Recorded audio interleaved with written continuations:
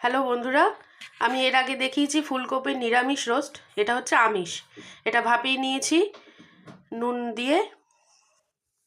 এটা একটু বেরেস্তা ভেজে নিয়েছি, পেঁয়াজ কুচি করে, লাগবে একটু ধনেপাতা, আর এখানে আছে টমেটো, লঙ্কা, এটা আদা, পেঁয়াজ, রসুন আর কাজু বাদাম।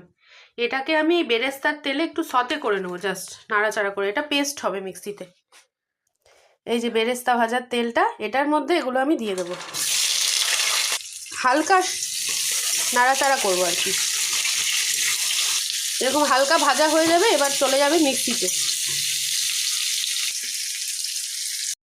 এর মধ্যে আরেকটু তেল দিয়ে এবার আমি ফুলকপিগুলো ভেজে নেব। এটা মিক্সিতে দিয়েছি, একটু পরে বাটবো, কেননা এটা তো গরম, না হলে মুশকিল হয়ে যাবে। আর টমেটোর খোসাগুলো আমি ছাড়িয়ে নেব দুটো।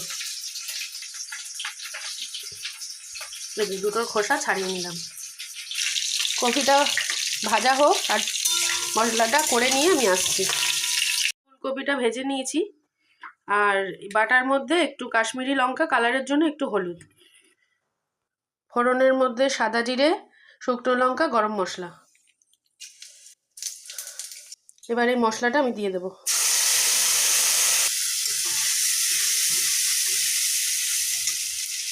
দিয়ে দেবো একটা বড় বাতাসা মিষ্টির জন্য, আর দিয়ে দিচ্ছি নুন। যেহেতু শুধু ফুলকপি, অল্পই নুন লাগবে, আর নুন দিয়ে ভাপিয়েছিলাম, খুব একটা কষাতেও লাগবে না মশলাটা। আগে যেহেতু তেলের মধ্যে নাড়া আছে আমার, জাস্ট তেলটা ছেড়ে দিলেই হয়ে যাবে।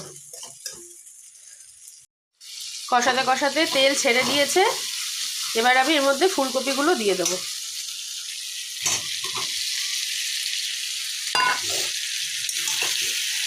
তো যারা নিরামিষ ফুলকপির রোস্টটা দেখেছো, তারা বুঝতেই পারবে যে আমিষ আর নিরামিষের মধ্যে কতটা ডিফারেন্ট। যদি নাও দেখে থাকো তো আমার ফেসবুকে এসে দেখে নিও, না হলে আমার ইউটিউবে রেসিপিটা যাবে, সুস্মিতাস ব্লগে। হালকা একটু গরম জল দেব।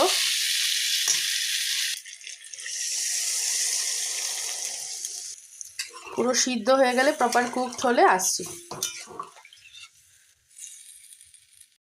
ফুলকপিগুলো ভালোভাবে সিদ্ধ হয়ে গেছে, এবার দিয়ে দিচ্ছি ধনেপাতা। ধনেপাতাটা মিশিয়ে দিয়েছি, এবারে বেরেস্তা দিয়ে দিলাম। অবশ্যই কমেন্ট করে জানাবে তোমাদের রান্নাটা কেমন লাগলো। এবার এটা নামিয়ে দেবো।